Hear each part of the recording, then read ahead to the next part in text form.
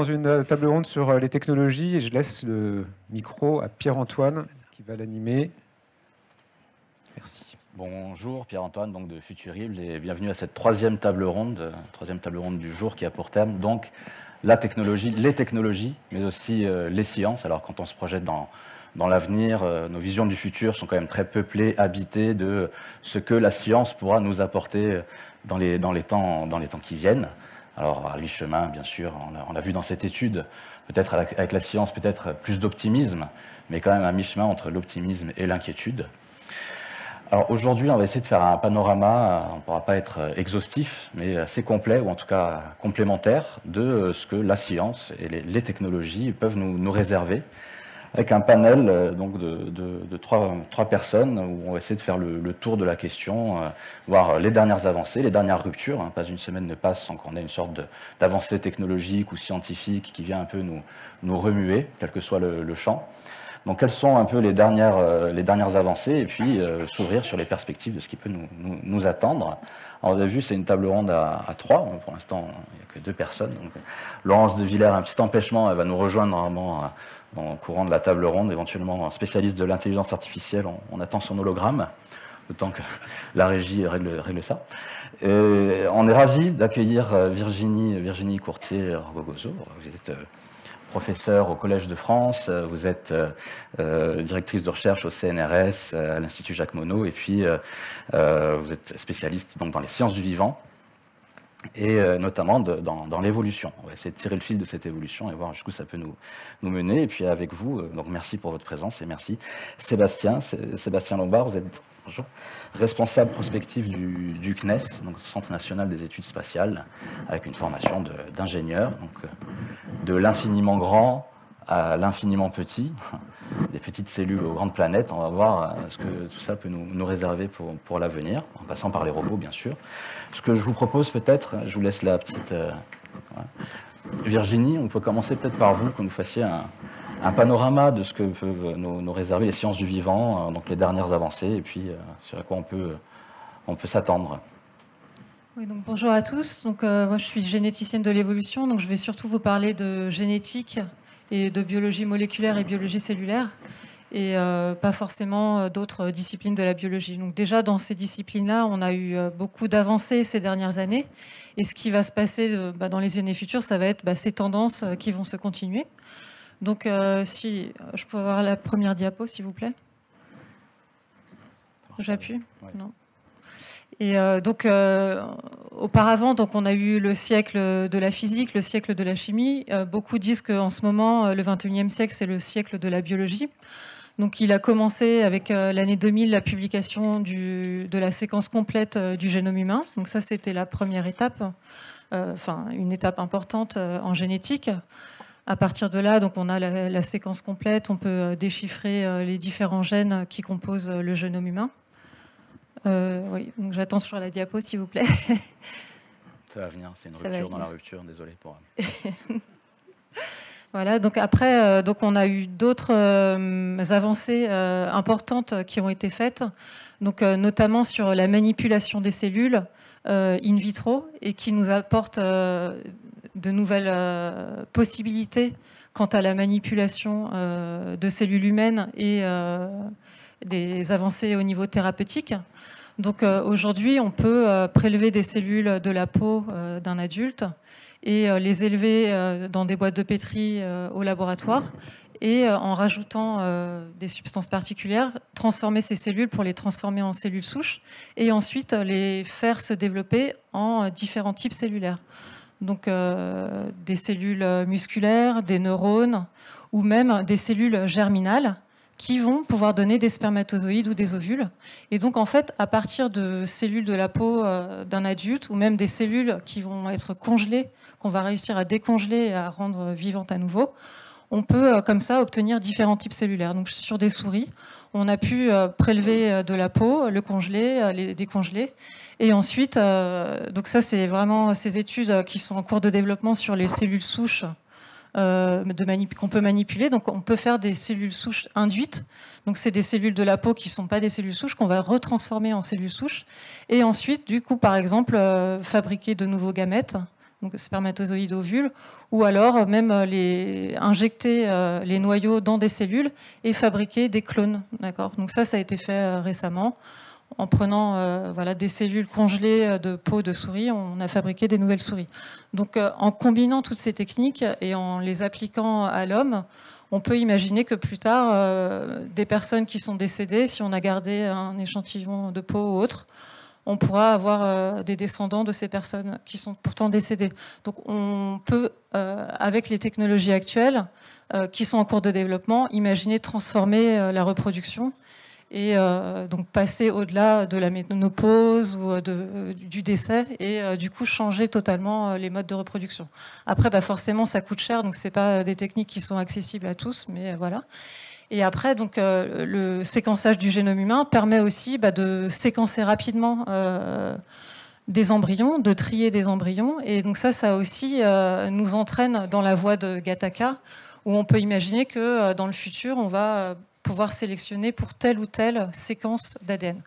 Après, aujourd'hui, on a encore une limite du point de vue des connaissances. On connaît encore très mal le lien entre les séquences d'ADN et ce qu'on appelle les phénotypes, les caractères observables, que ce soit des caractères morphologiques, physiologiques ou comportementaux. Donc, nos connaissances en biologie, elles ont vraiment fait des gros progrès ces dernières années sur l'importance de la génétique et comment, en changeant des séquences d'ADN, on va changer le vivant. Mais c'est parce que c'est beaucoup plus facile à étudier que l'effet de l'environnement. L'effet de la société, l'effet de toutes les molécules chimiques avec lesquelles on interagit et autres, c'est beaucoup plus difficile à étudier. Il y a énormément de paramètres et donc on a beaucoup moins de connaissances. Donc on a cette idée que l'ADN influence énormément les traits de caractère, mais en fait l'environnement l'influence aussi énormément. Et un embryon dans un environnement donné va donner quelque chose. Si on le met dans un autre, il peut donner quelque chose de totalement différent. Donc on a un biais, si je puis dire, dans nos connaissances et dans nos techniques qui font qu'on va plutôt agir sur l'ADN que sur l'environnement. Mais pour moi, c'est plutôt un biais qu'on a, parce que l'environnement est beaucoup plus complexe et beaucoup plus difficile à étudier. Donc ça, c'est quelque chose qu'il faut garder bien en mémoire pour le futur si on a des applications importantes qui sont faites dans le domaine de la reproduction. Donc ça, c'est pour les cellules souches. Donc j'avais une image, je vais essayer de passer. Voilà. Donc voilà, donc le principe. Donc on prend des cellules sur un organisme vivant. Donc voilà, on a des cellules différenciées. Ensuite, on peut les reprogrammer au laboratoire. On obtient ainsi des cellules indifférenciées pluripotentes. Et ensuite, en les mettant avec différents facteurs, on peut les différencier en neurones, en cellules du foie, cellules du sang ou d'autres types de cellules. Donc ça peut avoir des applications in vitro pour mieux comprendre certaines choses sur des cellules, tester l'effet de molécules toxiques par exemple, ou faire des recherches sur des médicaments. Et ça peut aussi être important pour développer différentes approches de thérapeutique cellulaire ou thérapie génétique, où là on va pouvoir modifier le génome dans les cellules et ensuite remettre les cellules dans un organisme. Donc ça, ce sont des techniques qui sont en cours de développement, par exemple en modifiant des cellules du sang et en espérant qu'on puisse les modifier génétiquement et les réinjecter dans l'organisme pour soigner certaines maladies. Voilà. Donc si je reprends ma diapo précédente, voilà. Donc, en 2012, on a eu une énorme avancée en génétique qui a été l'apparition des ciseaux moléculaires CRISPR. Donc ça, je pense que peut-être la moitié d'entre vous, vous en avez déjà entendu parler, j'imagine. Donc, c'est vraiment une grosse révolution en génétique. Et même encore aujourd'hui, 10 ans plus tard, on n'a pas encore vraiment pris conscience de toutes les retombées de cette découverte. Donc, c'est vraiment une très grosse découverte. Donc moi personnellement, dans mon laboratoire, avec mon équipe, je travaille sur les mouches drosophiles. Donc c'est un organisme très étudié pour la génétique.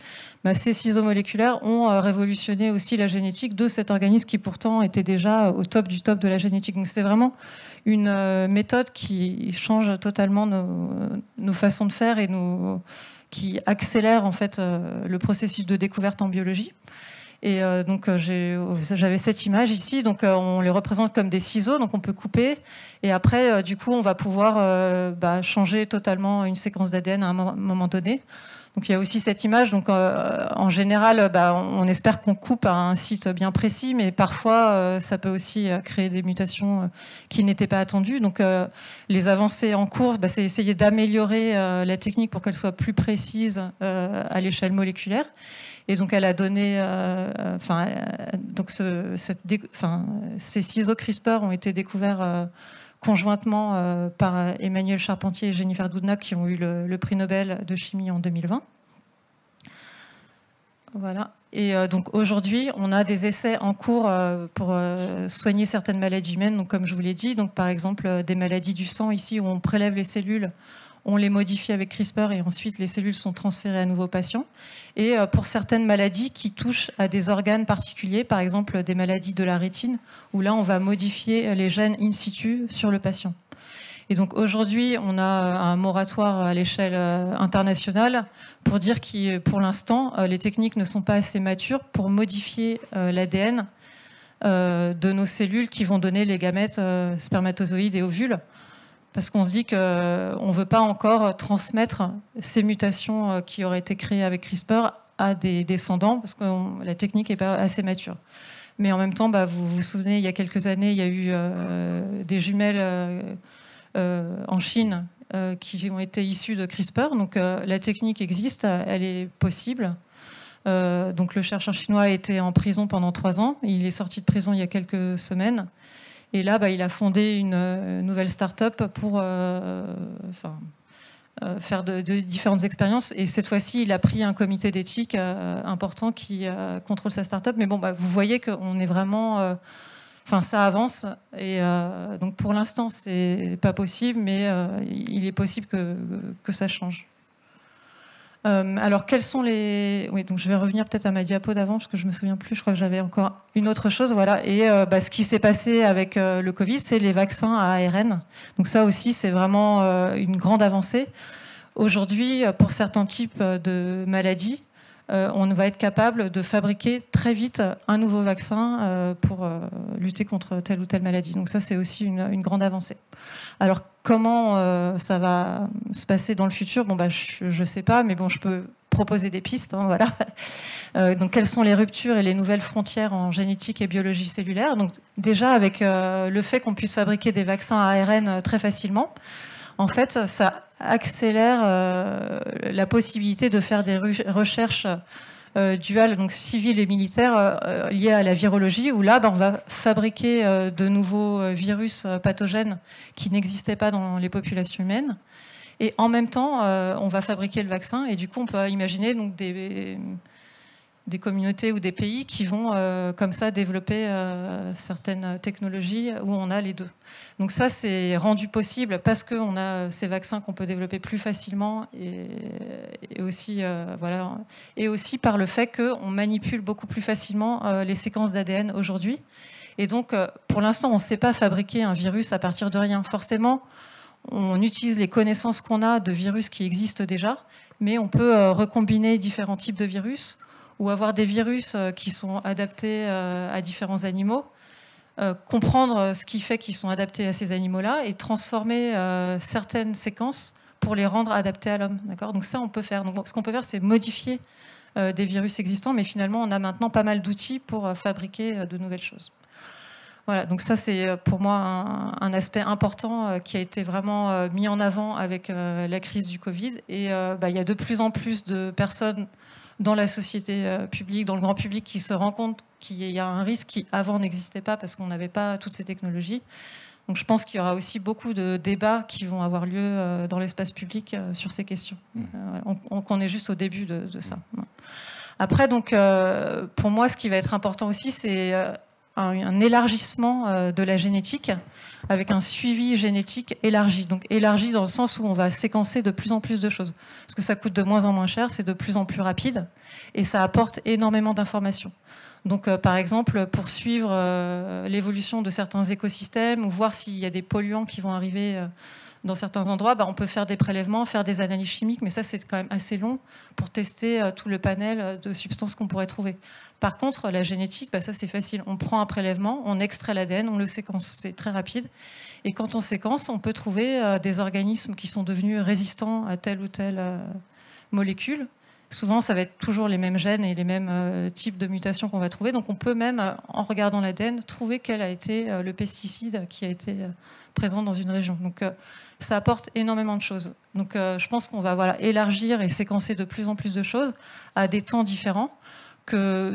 Pour la population humaine, on va aussi faire des prélèvements et les garder aussi au congélateur dans le but de le séquencer plus tard si on veut essayer de retrouver ce qui s'est passé pour certains événements.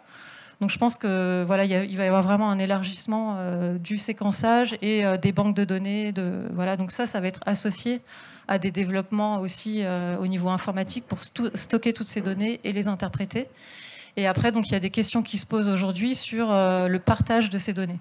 Donc aujourd'hui, moi, je travaille beaucoup sur les séquences d'ADN. Donc il y a une grosse base de données aux États-Unis qui a toutes les séquences d'ADN, qui transfère aussi tous les jours toutes ces données à la base européenne et aussi à la base de données japonaise. Donc il y a 3 grosses bases de données qui ont toutes les séquences qui ont été séquencées depuis le début de la biologie et du séquençage. Et ça, pour nous, c'est vraiment la base de tout notre travail. Dès qu'on a une nouvelle séquence, on va la blaster pour trouver quelles sont les séquences proches. Et donc, c'est vraiment très utile. Et pour l'instant, tout est partagé.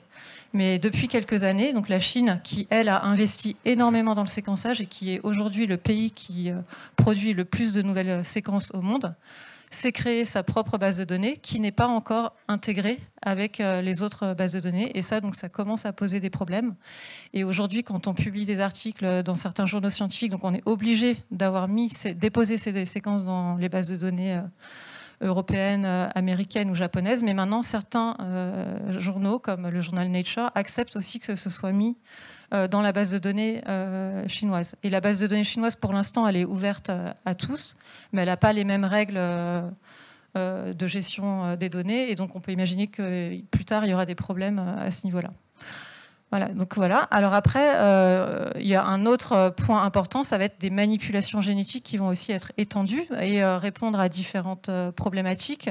Donc pour la nourriture, par exemple, vous avez peut-être entendu parler probablement de l'agriculture, ce qu'on appelle l'agriculture cellulaire. Donc là, on va modifier les gènes de bactéries ou de levures pour leur faire produire ici une nourriture qui ressemble à de la viande. Et donc ça permet du coup de créer de nouveaux moyens de se nourrir. Donc ça, c'est quelque chose qui est en cours de développement. On a aussi essayé de trouver de nouveaux carburants, les biocarburants ou autres, qui aussi utilisent la génétique pour essayer de trouver de nouvelles molécules importantes. On a aussi tout ce qui est santé, dont j'ai déjà parlé, en agissant sur la reproduction, les maladies. On a aussi des effets de la génétique sur les espèces sauvages. Donc ça, c'est quelque chose qui est assez récent. Donc jusqu'à présent, les humains ont surtout modifié les espèces domestiques avec lesquelles elles ont des relations proches, d'accord, donc au niveau avec l'agriculture et l'élevage. Donc il y a eu beaucoup de sélection. Et ensuite, il y a eu donc des manipulations génétiques qui ont été faites surtout sur ces organismes avec lesquels on a des relations proches. Mais aujourd'hui, avec CRISPR, cela devient beaucoup plus facile de modifier les génomes des espèces sauvages. Et donc là, je voudrais vous parler d'une nouvelle technique qui s'appelle le forçage génétique. Voilà. Et donc le forçage génétique, c'est une technique qui est en train d'être développée dans les laboratoires et qui est basée sur les ciseaux moléculaires CRISPR. Donc normalement, avec une reproduction normale, si on a un individu ici orange qui possède un gène particulier, sur un de ces 2 chromosomes. Donc nous, on a pour chaque chromosome l'un qui provient de notre père et l'autre qui provient de notre mère. Et si jamais on a des enfants, on a une chance sur 2 de transmettre un chromosome donné. D'accord ? Donc là, pour cet individu-là, il va le transmettre, ce chromosome avec le gène orange. Dans l'autre cas, il ne va pas le transmettre. Donc finalement, au cours des générations, il y aura seulement quelques-uns des descendants qui vont avoir ce gène que lui avait en une copie sur 2. Par contre, un gène qui correspond à un gène de forçage génétique, lui, il se transmet à la descendance dans environ 99% des cas. Et donc, du coup, en quelques générations, on va avoir toute la population qui va avoir ce gène. une autre façon de le représenter, voilà, donc c'est pour un individu donné, donc il a ces 2 chromosomes et il donne des gamètes. La moitié ont le chromosome vert, l'autre moitié ont le chromosome noir.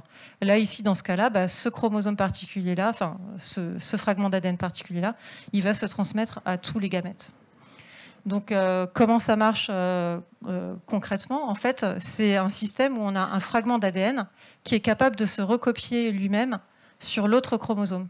Et donc ça utilise les ciseaux CRISPR. En fait, ça va couper et la cellule, quand elle va réparer la coupure, elle va intégrer le fragment d'ADN. Et du coup, on obtient ce fragment d'ADN qui est présent sur les 2 copies. Et c'est pour ça qu'on obtient des individus qui ont tous ce morceau d'ADN. Alors, quelles vont être les applications de cette technique? Donc, l'application qui est mise en avant, c'est de lutter contre les moustiques vecteurs de maladies, et notamment le paludisme.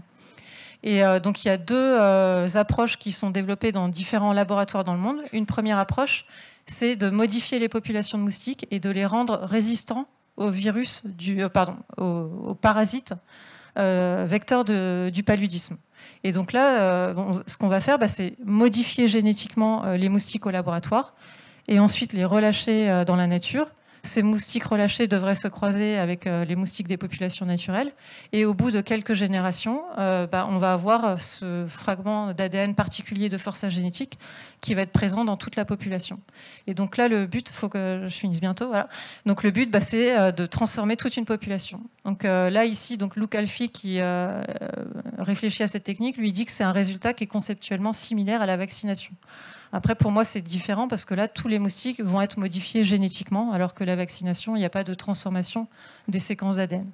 Une autre possibilité, c'est de faire que ces moustiques vont être stériles quand ils ont cette construction d'ADN chez les femelles. Par contre, chez les mâles, ils ne sont pas stériles. Et du coup, ce fragment d'ADN va pouvoir se transmettre par les mâles, mais pas par les femelles. Et ça peut permettre de supprimer, d'éradiquer une population. Donc cette expérience, elle a été faite dans des cages. Et au bout de 12 générations environ, il n'y a plus de moustiques dans la cage, alors qu'ils étaient partis de plusieurs centaines de moustiques. Donc c'est une technique qui peut marcher. Donc aujourd'hui, c'est une technique qui est en développement dans les laboratoires. Elle n'est pas encore appliquée dans la nature. Donc pour l'instant, il n'y a pas de règlement international à propos de cette technique. Il y a eu une décision qui a été prise à une conférence de la biodiversité pour dire que si jamais il y a relargage de ces moustiques dans la nature, il faudra un consentement de toute la population concernée, mais sans préciser comment le consentement sera fait et quelle est la population concernée. Et quand on sait que les moustiques n'ont pas de frontières, c'est quelque chose qui est difficile. Voilà. Donc, pour finir, je pense que je vais m'arrêter là. Et donc, ce que je voulais dire, c'était que finalement, en modifiant l'ADN, on modifie des organismes. Et finalement, vous voyez que l'effet ici, ça va être un effet qu'on ne recherche pas seulement au niveau de l'organisme lui-même, mais à l'échelle de l'écosystème, on va modifier l'ensemble de la population. Donc, c'est quelque chose de différent par rapport à ce qu'on faisait au départ au niveau des manipulations génétiques, qui étaient plutôt sur des espèces domestiquées. Donc là, c'est des espèces sauvages. Et en plus, le but, c'est souvent de changer l'écosystème. Voilà, merci. Merci à vous. Non, je vais vous prendre la petite manette. Merci pour cet exposé qui suscite l'intérêt et ouvre des perspectives assez vertigineuses. On a tous hâte d'être forcés génétiquement. Vous nous avez rejoint, Laurence, si vous voulez bienvenue. Laurence de Villers, vous êtes professeure en intelligence artificielle à l'Université Paris-Sorbonne, spécialiste de plusieurs sujets. Asseyez-vous, je vous en prie. Intelligence artificielle et robotique. Merci de nous rejoindre.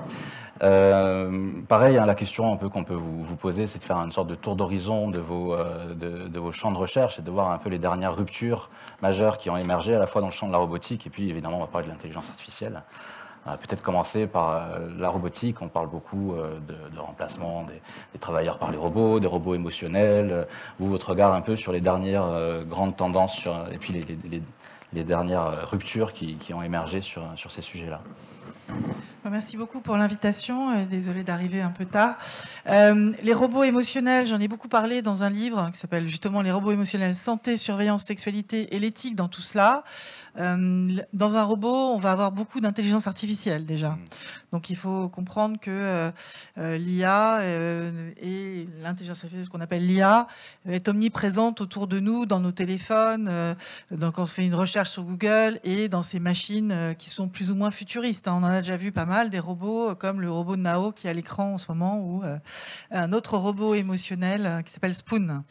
Donc l'idée de l'émotion dans les machines, c'est pas la même chose que chez les humains. C'est une simplification, une imitation extrêmement forte, puisqu'on va extraire par exemple du comportement des gens, que ce soit dans la voix, quand ils montent leur voix, la façon dont ils parlent. S'ils disent « je suis triste », on peut reconnaître le mot « triste », mais sinon c'est plutôt par le comportement non verbal qu'on va aller chercher l'information du type émotionnel. Donc c'est très loin en fait des émotions ou des sentiments qu'on a chacun de façon intérieure. C'en est une lecture à partir de notre corps, de notre façon d'agir et des mots que nous disons. Donc c'est une rupture d'arriver à faire ces systèmes-là. C'est avant tout une difficulté parce qu'il faut rester mesuré. On est sur des modélisations extrêmement simples et qui n'ont rien à voir, même si on parle d'IA, deep learning, maintenant réseau de neurones, qui n'ont rien à voir avec la construction de notre cerveau. Alors quand on parle des émotions, on pense aussi au corps. On ressent par le biais de son corps des informations qui montent au cerveau, qui sont utilisées. Bien, là, dans la machine, il n'y a pas de corps. Donc, il n'y a pas cette perception contextualisée, sensitive, etc. Donc, c'est une pure traduction, finalement, de quelles sont les informations que je peux capter et comment je peux créer, finalement, des modèles à partir juste de ces informations. Si je fais le parallèle avec ce sur quoi tout le monde est en train de jouer, ChatGPT, c'est-à-dire en fait un système capable de converser. Alors c'est un grand mot, parce qu'il ne converse pas, disons qu'il répond à des questions avec un peu d'historique sur la question. Donc ces objets qui conversent, ce traitement automatique de la langue est aussi fondé, comme mes systèmes de réseau de neurones que je mets pour faire que la machine soit capable de détecter des semblants d'émotions, d'expressivité émotionnelle. Ils sont tous fondés sur les mêmes socles. Et je pense que ces socles-là sont très importants à expliquer. L'intelligence artificielle dans les années 50, je ne vais pas refaire tout l'historique, il y a eu des hivers, des étés, bla. En tout cas, les fondements principaux des objets qu'on manipule qui sont capables d'apprendre, ce qui est l'apprentissage machine, et qui en plus est fondé sur ce qu'on appelle les réseaux de neurones, c'est-à-dire un apprentissage imitant, soi-disant, la façon dont notre cerveau va aller chercher les données, reconnaître des visages, etc. C'est ce qui marche le mieux pour l'instant. Mais c'est bien une imitation assez simple. Dans notre cerveau, on a, je ne sais pas, vous me direz si vous êtes plus calé que moi, évidemment, en neurosciences, une centaine de neurones différents, des architectures différentes, ce qu'on appelle les colonnes corticales, des choses comme ça.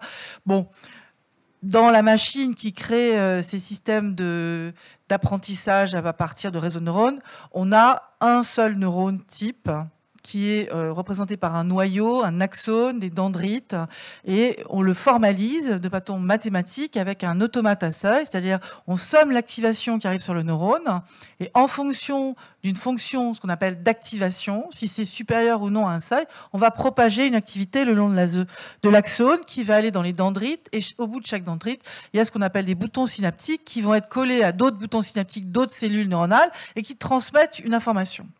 Qu'est-ce que l'apprentissage pour un humain ? C'est le fait qu'il y a une modification possible de la façon dont on transmet, en plus, en moins. Et dans la machine, comment on représente ça ? On met un coefficient qui va être à l'intersection entre deux neurones, qu'on appelle les poids synaptiques, si on veut faire encore plus métaphore avec le neurone, de la cellule nerveuse.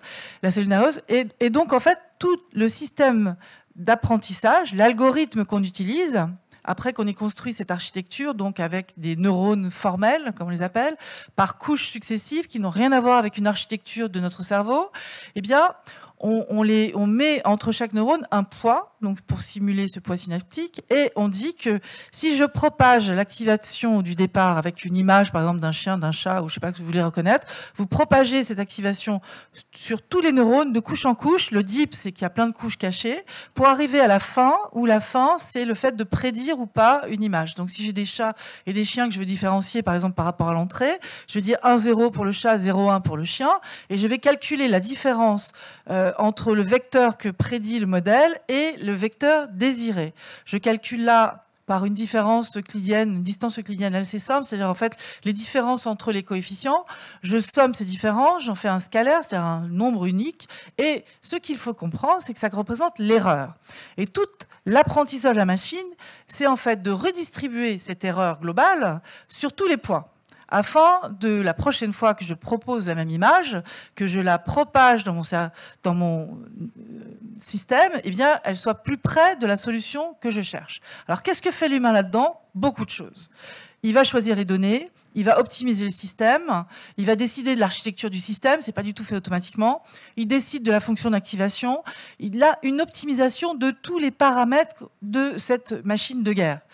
Et la sortie désirée, qui est l'étiquette en disant ça c'est un chat, ça c'est un chien, c'est encore des humains qui ont décidé d'étiqueter des images. D'accord ? Alors qu'est-ce que fait ChatGPT? Il va utiliser ce genre de système en rajoutant ce qui manquait jusqu'à présent. C'est-à-dire que quand on faisait un système d'agent conversationnel, le premier qui l'ait fait, c'est au MIT, c'est... j'ai oublié d'un seul coup son nom, un grand professeur du MIT qui s'appelle Rosenblatt, je crois. Enfin, je reviendrai sur son nom, je ne crois pas que ce soit lui.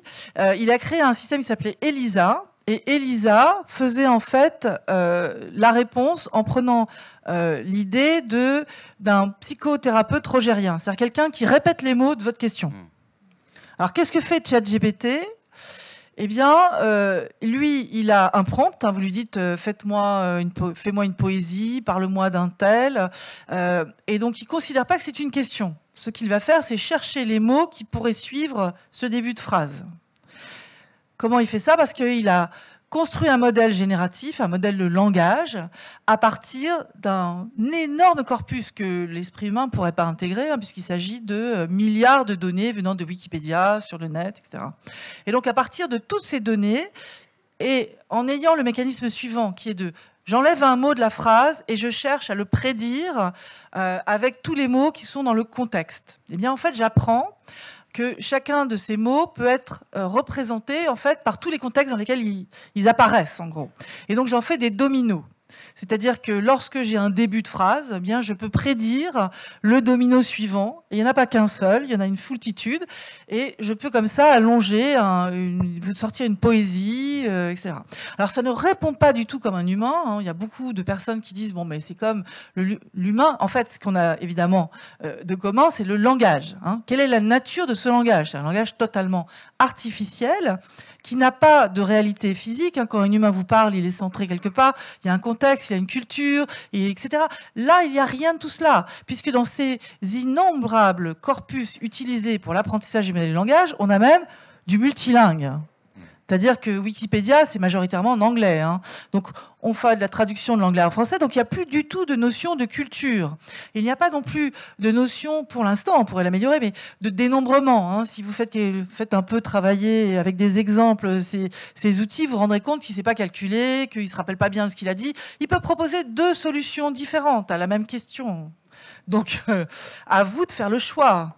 C'est pour ça que je dis que c'est pas tellement un danger en soi, cet outil-là. Ce qui est dangereux, c'est de pas apprivoiser ces outils. C'est de pas essayer de comprendre comment ils sont faits et jusqu'où ils vont.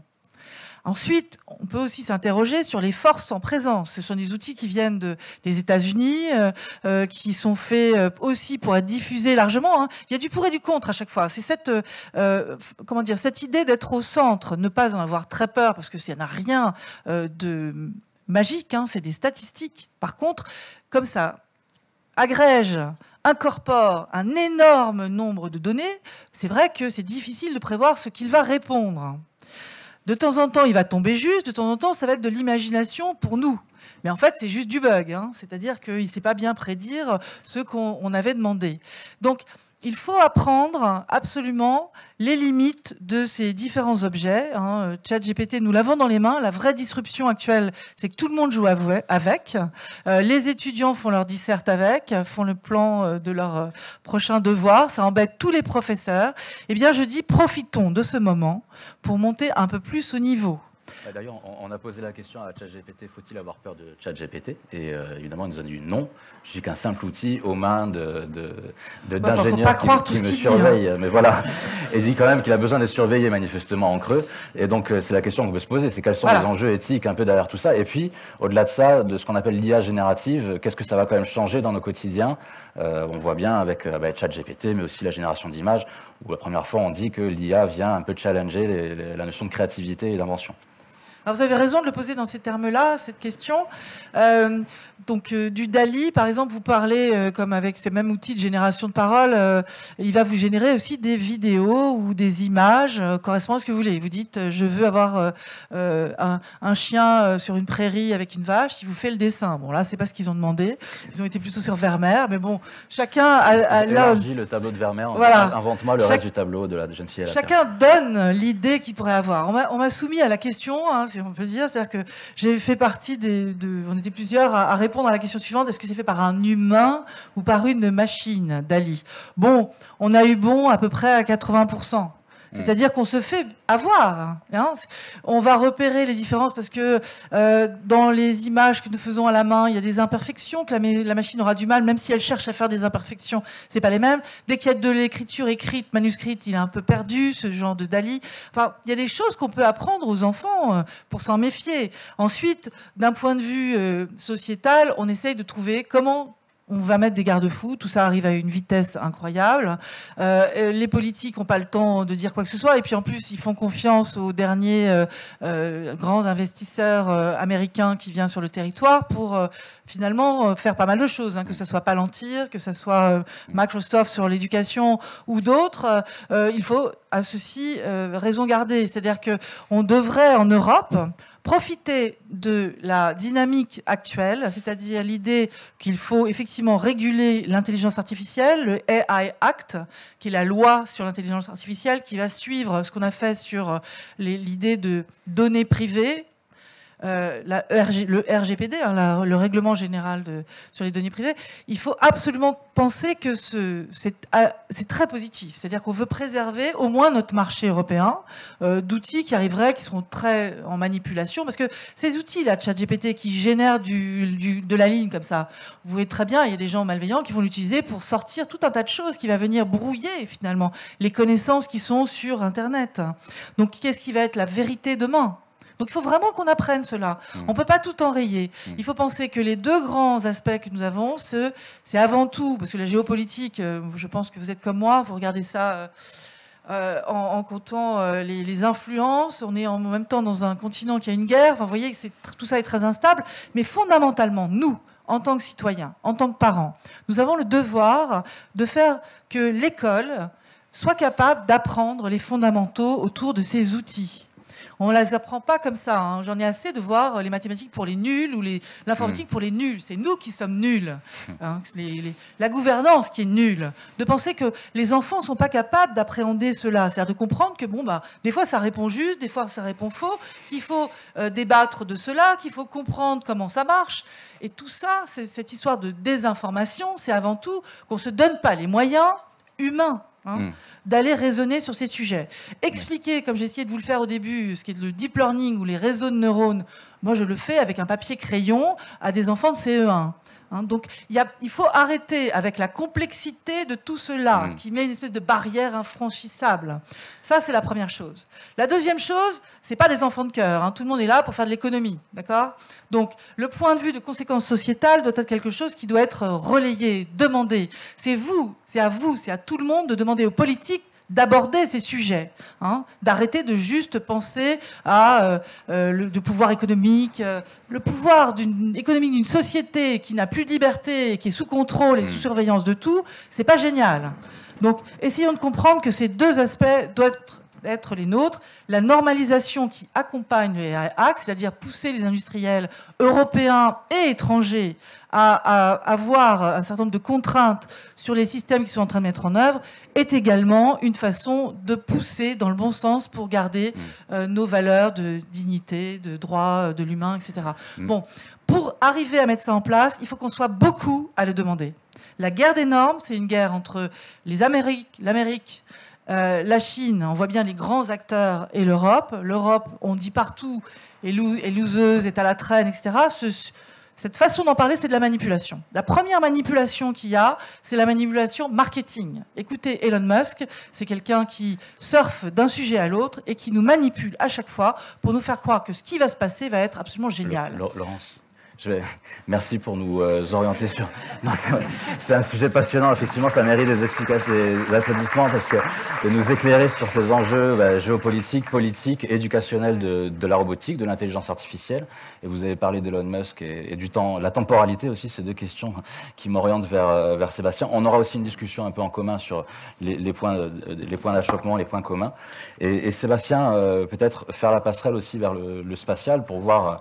Pour vous, quelles sont dans ce secteur les grandes actualités et les grands enjeux dans lesquels vous vous projetez sur le court et moyen terme? Très bien, bonjour, merci. Donc la transition était très facile, vu qu'il est à peu près partout, Elon Musk, donc ça aurait marché avec n'importe quel sujet. Voilà,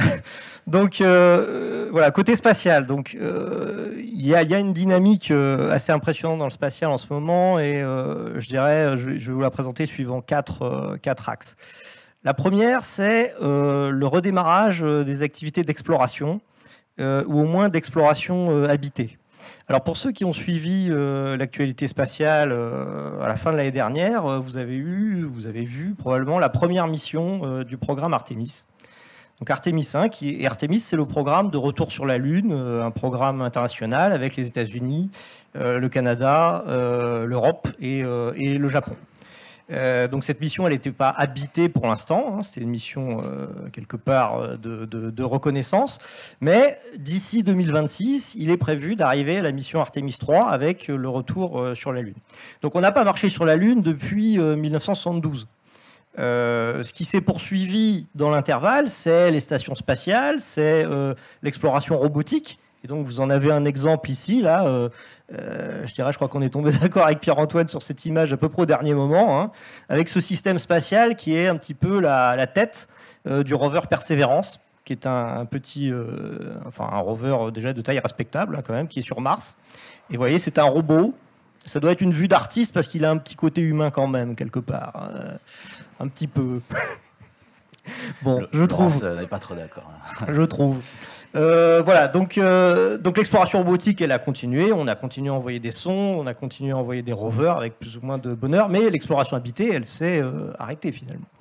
Et donc, voilà, elle est en train de repartir. Et ça, évidemment, c'est quelque chose qui impulse une dynamique très importante autour du spatial. Ça fait le buzz médiatique, évidemment, mais ça génère énormément de dynamisme dans la recherche, la mise au point de technologie.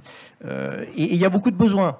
Parce que l'ambition du programme Artemis, c'est pas seulement de mettre le pied et de repartir. Alors pour l'instant, ce qui est financé, hein, c'est de mettre le pied et de repartir. Hein, c'est, on va dire, 2026, c'est un équipage de deux astronautes. Alors le programme s'appelle Artemis, hein, c'est la sœur d'Apollon. Donc ça sera un équipage mixte qui va se poser sur la Lune. Et voilà, quelque part, ils vont rester à peu près 6 jours, tel que c'est prévu.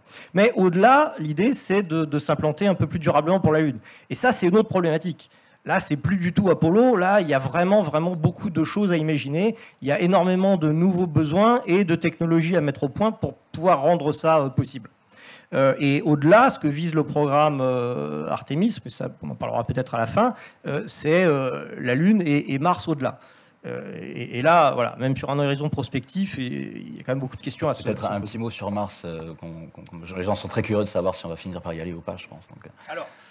Alors, on va sûrement finir par y aller un jour. Hein, mais aujourd'hui, Mars, ça présente quand même un certain nombre de difficultés. Mars, c'est un voyage de 40 millions de kilomètres. Hein. C'est 250 jours avec les technologies actuelles, rien que pour faire l'aller. Donc c'est pas quelque chose qui se fait comme ça. Ça n'a rien à voir avec la Lune. Hein. La Lune, la Terre-Lune, c'est 1% de la distance Terre-Mars. Donc c'est pas du tout pareil. Il faut se préparer à une mission qui est vraiment longue et de laquelle on ne peut pas revenir comme ça en cas d'urgence rapidement sur Terre. Donc il y a une notion d'autonomie qui est cruciale pour ce type de mission. Et là, il y a énormément de choses à mettre au point pour en arriver là. Donc aujourd'hui, il y a quelques mois, il y avait un colloque à Paris, un colloque international astronautique. La NASA a présenté des estimations de risque d'une mission longue vers Mars. Résultat, donc c'est ce qu'on appelle le probabilistic risk assessment, 1% de chance de perdre un membre d'équipage pour une mission longue.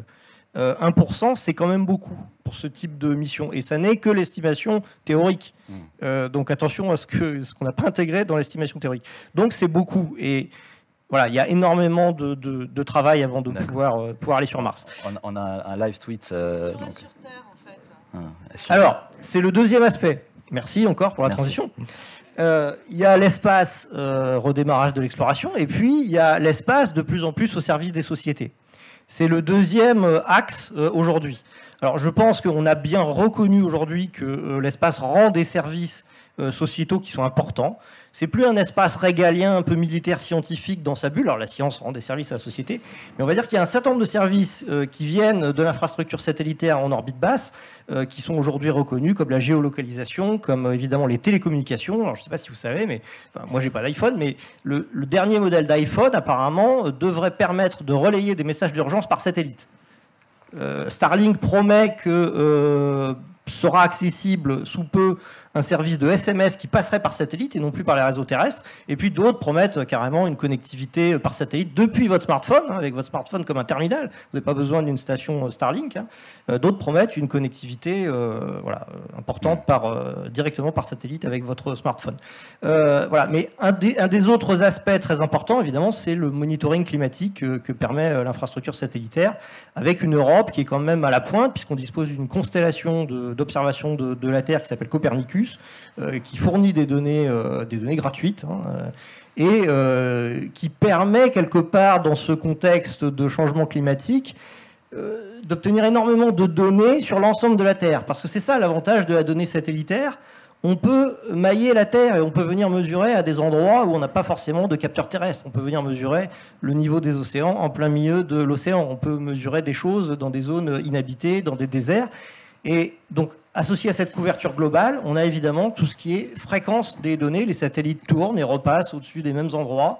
Et donc, on a l'évolution, finalement, de tels paramètres qui a été mesuré à la surface. Alors, ces paramètres, c'est assez varié. Et je dirais, les sauts technologiques pour nous, c'est de rendre d'autres paramètres accessibles et avec une meilleure qualité, une meilleure performance. Alors, on mesure, évidemment, on regarde la fonte des glaces, on mesure le niveau des océans, on va regarder la salinité également. Et puis, par exemple, on fait des mesures d'humidité du sol. C'est-à-dire qu'on essaie d'évaluer l'humidité, pas en surface, pas dans l'atmosphère, mais carrément à quelques centimètres sous le sol, puisque c'est cette zone un peu plus profonde là, qui s'appelle la zone racinaire et qui fournit de l'humidité aux végétaux. Donc ça, c'est quelque chose qu'aujourd'hui, on commence à savoir mesurer. Ce matin, on parlait d'hydrologie. Eh bien, on a lancé en 2022 un satellite qui s'appelle SWOT, qui fait de l'hydrologie continentale. Jusqu'à aujourd'hui, on faisait de la mesure du niveau des océans. Eh bien, maintenant, on va aller mesurer un petit peu plus sur les continents, ce que font les différents cours d'eau, les fleuves, etc. Et on va modéliser tout ça. Peut-être rapidement les deux grands autres axes, qu'on puisse avoir un petit échange collectif. Alors, les deux autres axes, très, très rapidement, donc, c'est l'exploitation plus intensive des orbites basses. Je vous ai dit qu'il y avait un certain nombre de services de plus en plus sociétaux qui sont rendus par cette infrastructure satellitaire. Il y a aussi de nouveaux besoins et de nouvelles applications qui peuvent se présenter en orbite basse, en particulier sous l'effet de l'irruption de nouveaux acteurs en spatial, qui sont des acteurs qu'on appelle du New Space, une espèce de privatisation d'un certain nombre d'activités autrefois régaliennes. Eh bien, il y a des projets de mettre en place des centrales solaires en orbite. Ça aussi, ça marche pas mal avec une rareté des ressources. On verra si ça marche. Il y a encore des sauts technologiques en termes de rendement énergétique à faire, mais ça, c'est une idée. Il y a aussi également ce qu'on appelle l'in-orbit manufacturing, qui qui consisterait donc à avoir carrément des usines en orbite. Alors pourquoi ? À la fois pour l'espace, parce que finalement, autant fabriquer des systèmes dans l'espace directement s'ils servent à l'espace, hein, pas besoin forcément de les amener depuis la Terre. Amenons les matières premières depuis la Terre et puis fabriquons là-haut, ça nous posera moins de problèmes. Donc une orbite métaphorique pour l'espace, mais aussi pour la Terre. En microgravité, on est capable de fabriquer des produits peut-être qui sont singuliers parce que on n'a pas cet effet de la gravité. Alors la gravité, elle nous génère un tas de phénomènes physiques, alors qu'en microgravité, il n'y a pas de poussée d'Archimède, il n'y a pas de pression hydrostatique dans les liquides, il n'y a pas de convection. Voilà. Tout un tas de choses qui se produisent dans la fabrication des matériaux, par exemple, sur Terre ne se produisent pas en microgravité. Donc l'idée, on n'a pas encore trouvé, c'est de trouver le produit un peu Graal, c'est-à-dire le produit à très haute performance qu'on peut fabriquer en microgravité. Il y a un candidat, ce sont des fibres optiques à très faible atténuation, parce qu'on est capable de fabriquer des fibres optiques extrêmement avec un milieu extrêmement uniforme et donc qui ont très peu d'atténuation et qui permettraient d'éviter les répéteurs de signal à l'intérieur des grands câbles. Et dernier point, puisqu'on a autant de choses en orbite basse, hein, on a aujourd'hui 7800 satellites actifs en orbite basse et Starlink nous en promet 20 000 jusqu'à des licences pour 40 000 satellites. Les autres constellations arrivent, Kuiper, de la constellation de Jeff Bezos, la constellation européenne également qui est sur les rangs. Alors puisqu'on a autant d'objets, eh bien, il faut maintenant gérer l'espace de manière durable, c'est-à-dire garantir que l'exploitation de ces orbites, qui commencent à être un peu congestionnées, alors toute proportion gardée, hein, quand même, il y a au-dessus de la France, au maximum 26 gros objets en même temps. D'accord ? Donc on n'est pas encore serré. Mais il n'y a pas que des objets, il n'y a pas que des gros objets, il y a aussi des petits débris.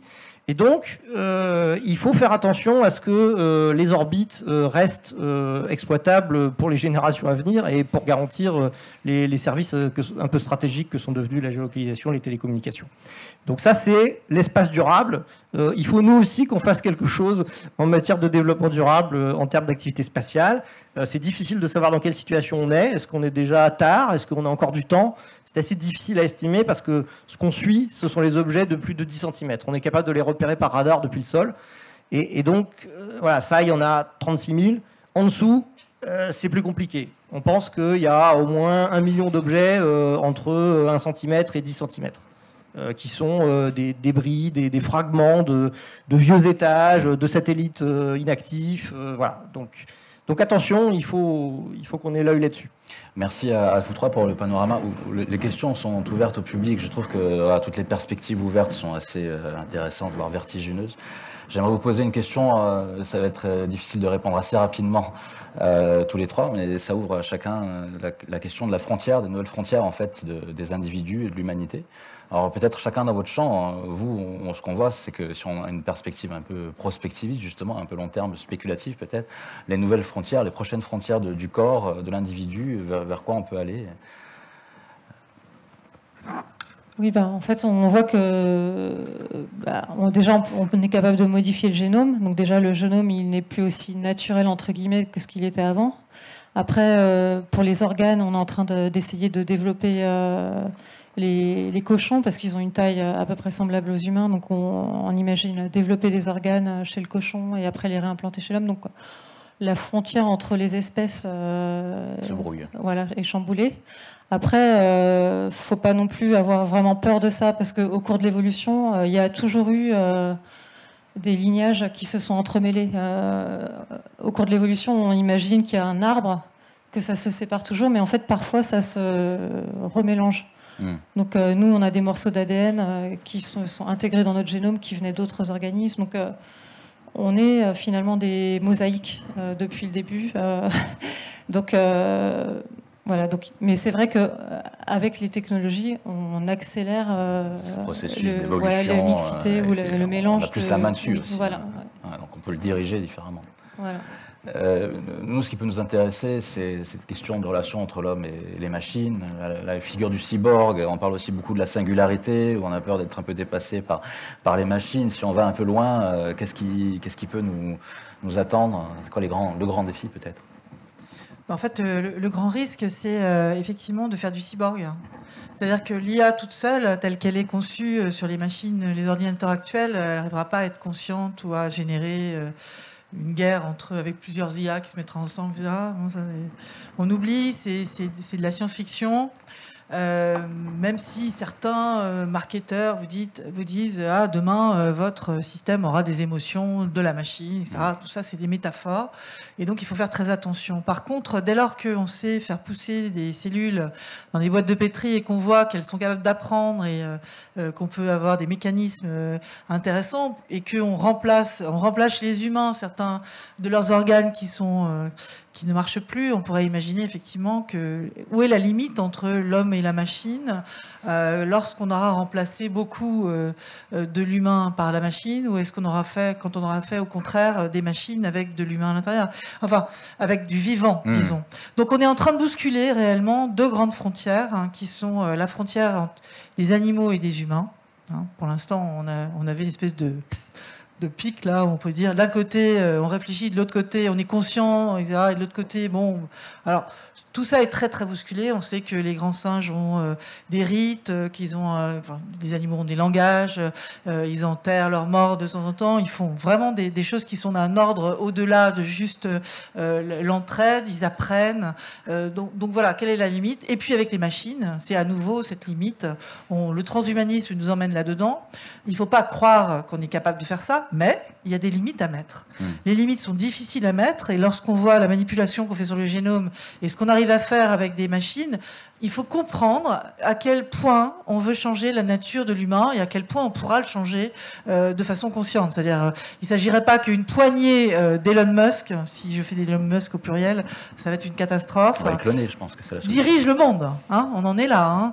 On en est avec une figure quand même assez extraordinaire. Qui est invité comme un gouvernant, un Elon Musk ou tous les chefs de ces grandes sociétés américaines sont invités comme s'ils représentaient des États. Vous voyez, le fait d'être sur ces réseaux sociaux et la faculté qu'ils ont de manipuler le langage, de modifier les choses, font qu'ils ont, pour moi, une responsabilité énorme sur lesquels il faut absolument faire attention, et il faut les embarquer dans cette réflexion, parce que là, en ce moment, sinon, on est devant une prise de pouvoir très clair. Je le vois sur l'espace, et je le vois sur la santé, je le vois sur les outils qu'on fait, et à côté de ça, nous, on réagit en disant on a peur, ou on est des addicts fous. Non, c'est au centre qu'il faut pouvoir arriver dans à se positionner. Il faut prévoir que les générations suivantes vont pouvoir apporter beaucoup, et il faut leur faire confiance. Et je pense que la confiance dans l'être humain et dans la société qu'on peut créer avec ces outils est extrêmement intéressante pour nous. Mais il faut vraiment faire confiance, il faut risquer, ce qu'on ne sait pas faire. Merci. Et peut-être, Sébastien, pour faire le tour de table, ce qui peut nous interroger, pareil, dans une perspective un peu plus spéculative, c'est cette présence de l'humain dans l'espace, et quand est-ce qu'elle pourrait être pérenne, et qu'est-ce qu'elle va nous apporter aussi en termes d'élargissement de nos frontières. Alors, ça c'est la question piège. Je pense pas durant cette décennie, mais on verra pour la suivante. En tout cas, il faut qu'on gagne en autonomie. Parce que même la Lune, c'est un peu loin. Donc il faut que les équipages ne dépendent plus de la Terre. Donc le film sur le spatial, où vous avez les astronautes qui appellent Houston en permanence, etc. Ça va trouver ses limites. Et sur Mars, c'est no assistance. Donc il faut qu'on arrive quelque part à déjà créer des écosystèmes, c'est-à-dire des bases où on a des systèmes de support vie qui nécessitent finalement très peu d'apports extérieurs. Et donc ça, c'est un peu, pour rejoindre un peu le domaine de ma collègue, c'est un peu des expériences qu'on a pu mener dans les années 90, qui s'appelaient les expériences Biosphère 2, où on essayait de créer une bulle, finalement un écosystème en boucle fermée, où les êtres humains peuvent vivre, quelque part ils peuvent respirer, l'air est filtré, ils produisent leur nourriture, etc. C'est un peu Seul sur Mars en fait. C'est le film avec Matt Damon, c'est Seul sur Mars. Donc ça, c'est important. Il faut une autonomie en énergie. Donc ça, c'est pareil, ça nécessite au niveau technologique des progrès. Évidemment, on a l'énergie solaire dans l'espace, mais enfin, bon, sur la Lune, il fait nuit assez souvent, dans certaines zones aussi. Donc ça passe peut-être par des technologies du nucléaire dans l'espace. Donc réacteurs, aujourd'hui on dispose de petits générateurs de chaleur qu'on peut convertir en énergie électrique, mais c'est rien du tout. Le rover que vous avez vu là, c'est 110 watts, c'est même pas ma perceuse. Donc si vous voulez, un astronaute, c'est 3 kilowatts. dans une base. Hein. Il consomme 3 kW. Donc il faut probablement le recours à soit d'importants systèmes de production d'énergie solaire, soit du nucléaire de 3e ou 4e génération. Voilà. Ça rebondit un peu, on ne pourra pas prendre toutes les questions, j'imagine qu'il y en a beaucoup, mais il y en a une qui ressort en termes de vote sur la compatibilité de tous ces développements qui s'ouvrent à nous. Alors il y a plusieurs murs, hein. Il y a le mur géopolitique, il y a le mur éthique, légal, acceptation sociale, mais ce qui ressort aussi beaucoup manifestement des interrogations de l'assistance, c'est les ressources. Alors, est-ce qu'on va pouvoir, peut-être je me tourne d'abord vers vous, parce que vous avez le potentiel d'augmenter ces ressources, peut-être, je ne sais pas. Oui. Ouais. Donc, c'est sûr que c'est une question vraiment très, très importante. Et en tant que biologiste, les biologistes sont vraiment concernés par cette question. Quand on voit la crise de la biodiversité qui nous effare tous, on a envie de faire quelque chose. Donc, il y a vraiment un courant qui se développe de plus en plus et qui est important en France, c'est le biomimétisme. C'est d'essayer de voir ce que la nature a inventé au cours de millions d'années, voire milliards d'années, pour utiliser l'énergie lumineuse, enfin c'est vraiment l'énergie de base qui arrive sur la Terre, et pour créer tout ce qu'on a sur la Terre, et aussi pour réutiliser, pour pas produire de substances toxiques ou de déchets. Enfin, tout est réutilisé. Donc c'est vraiment essayer de mieux comprendre ces mécanismes-là et d'essayer de les utiliser pour nos besoins à nous en tant que population humaine. Donc ça, c'est vraiment un domaine en expansion. Après, est-ce que ça ira assez vite? Après, c'est vraiment mon opinion personnelle. Je pense que la technologie, elle peut pas tout résoudre. Et aujourd'hui, on a beaucoup parlé diminuer un peu son activité autre, comme si c'était négatif. Mais c'est bien aussi de prendre le temps. Faut pas aussi toujours voir comme si c'était une échelle. Si on gagne dans un, on perd dans l'autre. C'est parfois les deux peuvent gagner aussi en changeant notre mode de vie. On peut gagner aussi. Donc, en vivant avec des relations plus proches de la nature, en comprenant mieux la nature, les humains peuvent y gagner. Et c'est pas la nature contre les humains. Ça, je pense que c'est vraiment une mauvaise idée qu'on a de voir ça comme ça. Il faut vraiment essayer de vivre dans la nature, avec la nature. C'est ce que la biologie nous enseigne. Et on ne peut pas se dégager de la nature. On respire de l'oxygène, ça vient des plantes, des algues. On ne peut pas se passer de ça. Vous parlez du concept de One Health tout à l'heure. Oui, voilà. Donc ça, c'est un nouveau concept qui est développé depuis une dizaine d'années. La santé des humains est connectée à la santé des animaux, la santé des êtres vivants, et connectée elle-même à la santé des écosystèmes. Tout ça est connecté. Donc pour toutes les questions qu'on a, il faut essayer de voir tout dans l'ensemble. Donc c'est très complexe, c'est pour ça que c'est important d'avoir plusieurs disciplines réunies et de voir différents points de vue. Je vois une question qui émerge au-delà peut-être de la question de la nature, ce qui est celle de qui en fait, par rapport à ces géants de la tech, à ces évolutions qui vont très vite, concrètement, quels sont les acteurs qui pourraient rentrer dans le jeu pour peser dans la balance sur les questions éthiques, légales soulevées par l'intelligence artificielle? En fait, il y a 3 grands piliers. Il en faudrait 4, je pense, mais enfin, j'ai déjà donné 3. Donc, il faut travailler sur l'éthique. Donc, l'éthique, c'est un moyen pas de philosopher, mais de raisonner autour de ces équilibres à trouver. Donc, est-ce que c'est contre notre liberté? Est-ce que ça nous permet de faire telle chose? Enfin, il faut vraiment se poser la question à chaque fois de ce que ça va engendrer ou pas comme conséquence, et le faire avec la société en général. Avant la dernière élection, j'ai écrit un manifeste qui s'appelait Vagia à l'Élysée, demain un robot président. Je ne suis pas sûre que vous en ayez tous eu la moindre miette dans les journaux. Pourtant, je l'ai envoyé à tous les politiques, je l'ai envoyé à tout le monde. Et en fait, les politiques m'ont répondu, les citoyens ne leur posent pas cette question. Donc, ils ne vont sûrement pas aller chercher à résoudre cela. Et puis, en plus, c'est à viser long terme. Donc le long terme, là c'est pareil, ça ne va pas les aider pour gérer la situation actuelle. Donc il est évident qu'il faut qu'on change ces paradigmes. C'est-à-dire qu'on demande à avoir des ministères sur l'économie durable, parce qu'on ne va évidemment pas tout traiter avec du numérique ou avec des machines. Hein. Elles coûtent beaucoup. Et donc, il faut que tous, on ait cette compréhension qu'on ne pourra pas l'utiliser pour tout. Donc, si c'est pour faire des gadgets en métavers, pour aller s'amuser le week-end, qu'on va dépenser les ressources qu'on a qui sont limitées, il faut que chacun en prenne conscience, n'est-ce pas?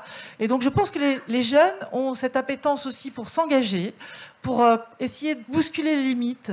Et je pense que c'est pour ça que je disais tout à l'heure, il faut leur faire confiance, il faut qu'on ait un message de vision où on embarque de l'intergénérationnel, bien entendu, mais également qu'on fasse confiance et qu'on pousse à ce que demain, ce soit encore une équation plus interdisciplinaire, parce que vous avez raison, il faut qu'on soit au centre de ces disciplines. Avant, c'était du temps des Lumières, les grands experts étaient philosophes et mathématiciens, donc ils étaient scientifiques, en même temps ils travaillaient sur les sciences humaines, et ça c'est plus possible, tellement la complexité est montée. Mais en même temps, j'ai l'impression qu'il y a l'aspect technologique qui peut être très compliqué parce qu'on n'est pas dedans, mais qu'il y a des niveaux, il y a plein de niveaux d'explication. Et c'est dans ces fulgurances de différents feuilletages de niveaux qu'il faut aussi aller chercher quelque chose. C'est pas binaire. Il n'y a pas oui ou non, je vais comprendre ou je vais pas comprendre. Je peux comprendre certains aspects et il faut absolument que tout le monde prenne en charge contre nos biais cognitifs, qui serait plutôt d'aller vers la paresse, la facilité et faire confiance, ou alors d'être ébahi devant les technologies, parce que ce qu'on peut faire est assez formidable. Il faut toujours qu'on ait cette dualité de vouloir aller plus loin pour le bien-être des gens, mais en même temps essayer de comprendre qu'est-ce qu'il faudrait. Alors pas freiner, j'aime pas ce terme, mais inventer de meilleur. Créer en ayant cette appétence de réduire les coûts en énergie et de mieux comprendre les problèmes éthiques qui sont fondamentaux, qui se cachent derrière ces machines. Dernière toute petite question pour toi, Sébastien, si vous voulez bien répondre assez rapidement. Je vois qu'il y a une question sur est-ce qu'on va prendre en compte le respect de l'environnement en fait, dans l'espace? Est-ce qu'on va arriver là et un peu tout faire comme sur Terre, ou est-ce que c'est déjà des choses qu'on pense à l'environnement spatial dès à présent, et la pensée écologique est déjà là, intégrée? Oui, on y pense. Après, il faut que ce soit les États et quelque part un consensus international qui s'établisse là-dessus. Il n'y a pas de territoire là-haut. Donc, il ne s'agit pas de dire, finalement, je nettoie au-dessus de chez moi. Enfin bon, voilà. Donc, clairement, il n'y a pas de marché économique aujourd'hui pour aller nettoyer l'espace. Il y a quelque chose qu'on appelle l'active debris removal, qui consisterait à avoir des véhicules orbitaux qui petit à petit nettoient. Enfin, la tâche est immense, parce que nettoyer les gros débris, ça marche. Donc on évitera qu'ils se fragmentent et qu'ils génèrent des plus petits débris. Donc ça marche. Nettoyer les petits débris, c'est compliqué. Il faut aller à plein d'endroits, etc. Donc oui, on y pense. Par contre, il faut trouver un consensus international. Et je dirais la France est assez vertueuse dans la matière, parce qu'on a proposé dès 2010 une loi sur les opérations spatiales qui vise à limiter le nombre d'objets qu'on met en orbite. On a dit, si on met 2 satellites en orbite, voilà, vous avez droit à 2 débris, pas plus. D'accord ? C'est-à-dire l'étage supérieur du lanceur, et éventuellement une structure porteuse de satellites. Donc on a voulu limiter ça. On a dit aussi, on doit ce qu'on appelle passiver un étage, c'est-à-dire le vider de son énergie une fois qu'il a fini sa mission, parce que sinon, si vous laissez de l'énergie électrique, si vous laissez de la pression dans un réservoir, au bout d'un moment, ça éclate. Et donc là, vous générez plein de débris. Donc ça fait longtemps que c'est pensé, aussi bien dans l'espace que sur Terre, mais pour un coup d'accélérateur, il faut vraiment que ça se mette en œuvre. Comme les débris dans la mer. C'est un peu comme les débris dans la mer. Oui, tout à fait. On va devoir clore cet échange qui était passionnant. Donc j'entends les mots de coopération, de pédagogie, de portage politique en transverse. Le temps qu'on se lève et qu'on remercie un peu tout le monde, on a éventuellement une petite question à poser à vous, à l'assistance. C'est-à-dire une fois que vous avez pu assister à tous ces échanges, quelle est votre nouvelle vision un peu du futur? Quel effet ça vous fait quand vous pensez au futur? En tout cas, on va laisser la question se poser. Je vous remercie, Virginie, Laurence, Sébastien, merci beaucoup pour ces échanges nourris, passionnants.